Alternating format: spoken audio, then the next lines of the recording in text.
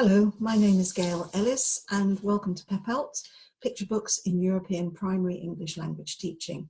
And our book for April is What a Wonderful World, based on the song by Bob Thiele and George David Weiss, and sung and made famous by Louis Armstrong in 1967. It's illustrated by Tim Hopgood and published by Oxford University Press. Now, we've chosen What a Wonderful World to coincide with Earth Day, which is on the 22nd of April. And Earth Day began in 1970, so we're coming up to Earth Day's 50th anniversary next year. So I talk about multiliteracies, and so for What a Wonderful World, I'm going to be talking about environmental literacy and music literacy. In terms of environmental literacy, the beautiful illustrations synchronize with the lyrics of the song. I see trees of green, red roses too, I see them bloom for me and you. And this provides great visualization for the children. We follow the boy here, who we meet on the cover, the boy and the bluebird, through the story as he passes through a variety of different landscapes. He passes through the countryside, skyscapes, the jungle, the mountains, the ocean, and a forest. And children can learn this vocabulary related to the environment. They can also develop their observation skills as they identify all the different plants, trees, flowers, and creatures that they also encounter on their journey. So children can also learn or revise the colors of the rainbow. And there are also various images of the world. Here we have a map of the world. This is very much associated with the symbol for Earth Day. And as Sandy said, the children could identify their own country and neighboring countries. We also have a picture here on the little boy's umbrella. I don't know if you can see that. There's a illustration of the world on his umbrella. And here we have a globe. Now, my favorite lyrics are these, and you'll see that the lyrics also contain rhyme and the song contains repetition with What a Wonderful World. So this is my favorite lyric. I hear babies cry, I watch them grow, they'll learn much more than I'll ever know, which reflects a feeling of hope and optimism for the future. So environmental literacy is all about creating, increasing awareness and knowledge, skills and motivation to make responsible decisions that consider our relationship to the natural world, to human life, and to future generations.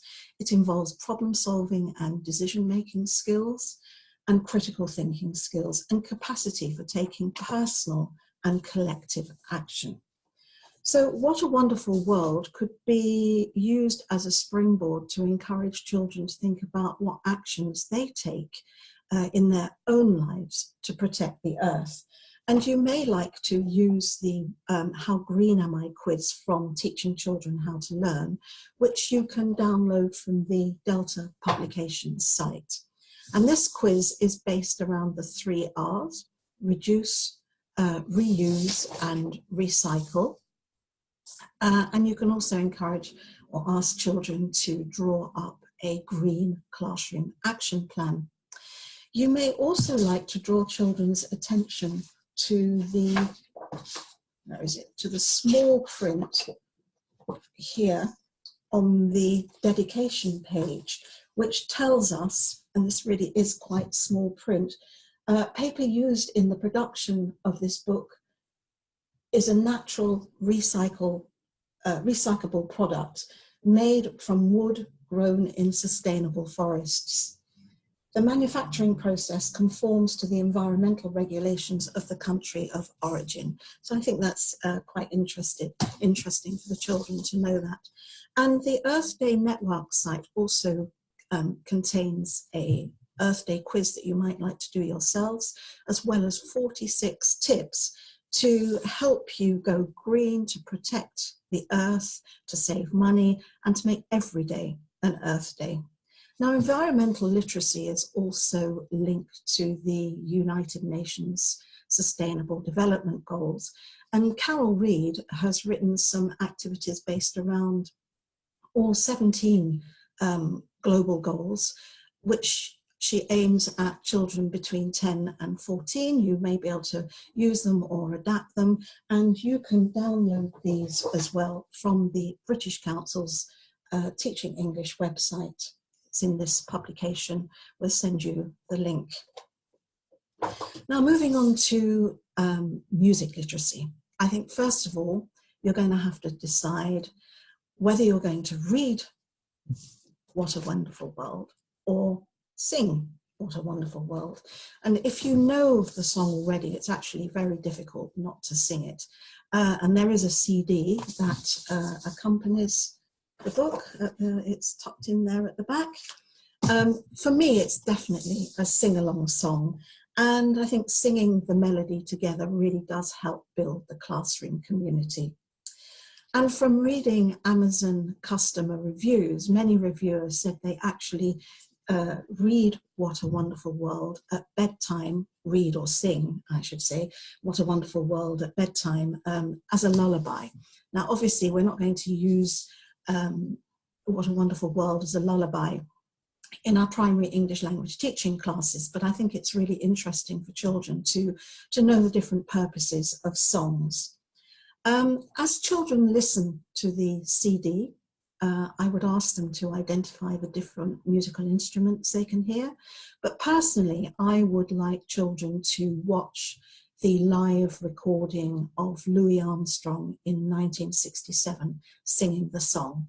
And you may like to ask the children to find out more about Louis Armstrong. For example, when and where was he born? What type of musician was he?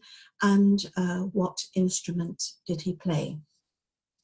The other interesting feature about What a Wonderful World is that on every page you will find musical notes here, which I think is interesting for children to see.